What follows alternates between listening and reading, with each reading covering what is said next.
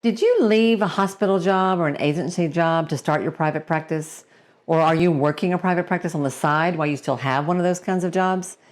Have you already noticed that you almost become someone different when you make that transition?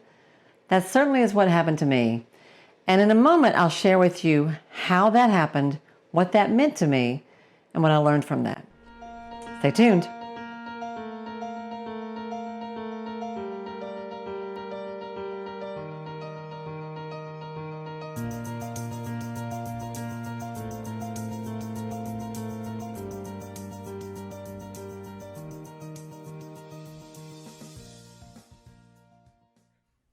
Hello, everyone, and welcome. My name is Wendy Pitts Reeves, and I am a longtime practicing psychotherapist and a private practice expert.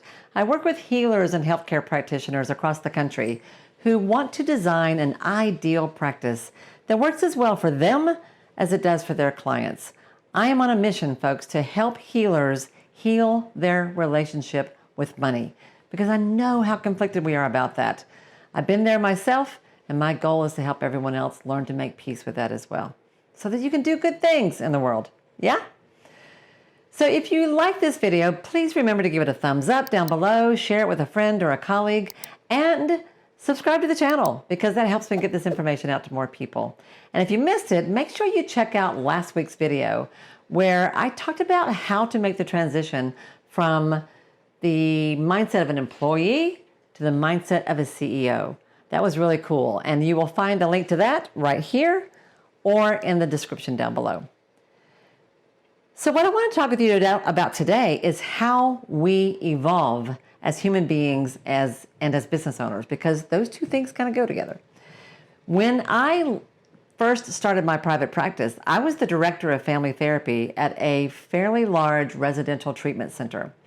And all the things that drove me crazy about that job, none of which were clinical, were the very things I had to learn how to do when I started my own practice. It was pretty amazing how quickly that happened. And I learned from that. Like from the very beginning, I began to evolve as a business owner because suddenly I could see the wisdom of the things my boss had asked me to do that made no sense when I had that employee mindset. Well, recently I was reading in the same book I mentioned to you last week. I want to stick with this for a little bit. This is The Soul Source Entrepreneur by Christine Caine. Many of you know Christine is the coach that I've been working with for several years. We just wrapped up fairly recently. And this is her first book, and I'm loving it. And I wanted to share with you something that she says in here. She says, becoming is the new getting. Becoming is the new getting. And this is what she writes. She says, when you set an intention, you are here, point A. The thing you want, it's out there, point B. So what's next? Well, with the old school model, we sprint as fast as we can with all our determination and might to seize point B. We achieve things, we grab things, we wrestle things to the ground. And of course, we get things. We get clients, we get money, we get lean, we get fit, we get high, get down, get up, get drunk, get rich, you name it. Get her done. We're a culture of getters. Point B, that's mine. Gimme. The truth, she says, the truth is that the energy of getting is sad. And I will add to that, she's right. It's empty, it's meaningless, it's pointless, it's unfulfilling. It's isolating, she says. It leaves you wired up and wiry. Grabbing and getting make you miss out on the best part of all, which is who you become on the way to point B. All the stuff between point A and point B, in that middle ground, you become someone who does more than reach point B or gets to point B. You become someone who merges with point B. You become someone who can own point B. As I read that, I thought about my own transition from someone who resisted certain business practices that were just smart, that I just didn't understand. And I also thought about a client of mine that I watched go through this a few years ago. I was working with a local artist. Now, he's not a healer, but we artists and healers, we have kind of a lot in common together. Have you noticed? And he was doing some really pretty major projects where he was hired independently as a contractor to do some custom artwork for a pretty significant corporation. And it was awesome. His work was spectacular, but he was terrible at standing up for himself. He did not negotiate well, and he was giving away the beautiful things that he created for half of what it should have been. So over the course of the year that we worked together, I tried really hard to encourage him to step up in his business, but he fought it. He fought it pretty hard.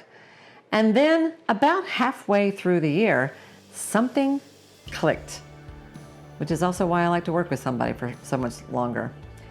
Suddenly he began to get how important his work was, how special it was, how talented it was, and he began to own that value. He began to own his authority and his talent, and he began to take that to his business. Suddenly he began to contract at a much higher level. He began to stand up for himself in negotiations. He learned some really good skills. He began to implement systems in his business that helped cut down on the insanity and sort of make things work better, which is not an easy thing with a creative type, you know?